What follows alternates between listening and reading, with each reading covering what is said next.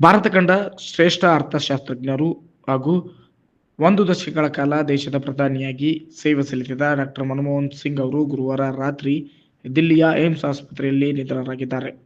ಅವರಿಗೆ 92 ವರ್ಷ ವಯಸ್ಸಾಗಿತ್ತು. 2004ರಿಂದ 2014ರವರೆಗೆ ಅವರು ದೇಶದ ಪ್ರಧಾನಿಯಾಗಿದ್ದರು. ಗುರುವಾರ ಸಂಜೆ ಅವರ ಅನಾರೋಗ್ಯದ ಹಿನ್ನೆಲೆ ದಿಲ್ಲಿಯ ಏಮ್ಸ್ ಆಸ್ಪತ್ರೆಯಲ್ಲಿ ಚಿಕಿತ್ಸೆ ಫಲಕಾರಿಯಾಗದೆ ಕೊನೆಯುಸಿರೆಳೆದಿದ್ದಾರೆ. ಮನಮೋಹನ್ ಸಿಂಗ್ ಅವರು 1991ರಲ್ಲಿ ರಾಜ್ಯಸಭೆಗೆ ಪ್ರವೇಶ ಮಾಡುವ ಮೂಲಕ ತಮ್ಮ ರಾಜಕೀಯ ಇನ್ನಿಂಗ್ಸ್ ಅನ್ನು ಆರಂಭಿಸಿದರು. 1991ರಿಂದ 1996ರವರೆಗೆ ನರಸಿಂಹ ರಾವ್ ಸಂಪುಟದಲ್ಲಿ ಹಣಕಾಸು ಸಚಿವರಾಗಿದ್ದರು. ಬಳಿಕ 2004ರಿಂದ 2014ರವರೆಗೆ ದೇಶದ ಪ್ರಧಾನಿಯಾಗಿದ್ದರು.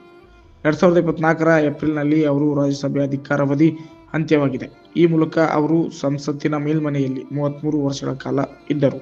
ಮನಮೋಹನ್ ಸಿಂಗ್ ಅವರು 1937ರ ಸೆಪ್ಟೆಂಬರ್ 26ರಂದು ಅವಿಭಜಿತ ಭಾರತದ ಪಂಜಾಬ್ ಪ್ರಾಂತ್ಯದಲ್ಲಿ ಜನಿಸಿದರು. ಡಾಕ್ಟರ್ ಸಿಂಗ್ ಅವರು ಮೆಟ್ರಿಕ್ಯುಲೇಷನ್ಸ್ ಪರೀಕ್ಷೆಯನ್ನು 1948ರಲ್ಲಿ ಪಂಜಾಬ್ನ ವಿಶ್ವವಿದ್ಯಾಲಯದಿಂದ ಪೂರ್ಣಗೊಳಿಸಿದರು. ಅವರು ಶೈಕ್ಷಣಿಕ ಸಾಧನೆ ಅವರನ್ನು ಪಂಜಾಬ್ನಿಂದ ಇಂಗ್ಲೆಂಡ್ನ ಕೇಂಬ್ರಿಡ್ಜ್ ವಿಶ್ವವಿದ್ಯಾಲಯಕ್ಕೆ ಕರೆದೊಯ್ಯಿತು.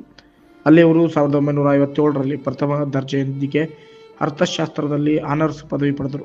ನಂತರ ಅವರು 1962ರಲ್ಲಿ ಆಕ್ಸ್ಫರ್ಡ್ ವಿಶ್ವವಿದ್ಯಾಲಯದಲ್ಲಿ ನಫ್ ಫೀಲ್ಡ್ ಕಾಲೇಜಿನಿಂದ ಅರ್ಥಶಾಸ್ತ್ರದಲ್ಲಿ ಡಿ.ಫಿಲ್ ಗೌರವವನ್ನು ಪಡೆದುಕೊಂಡರು.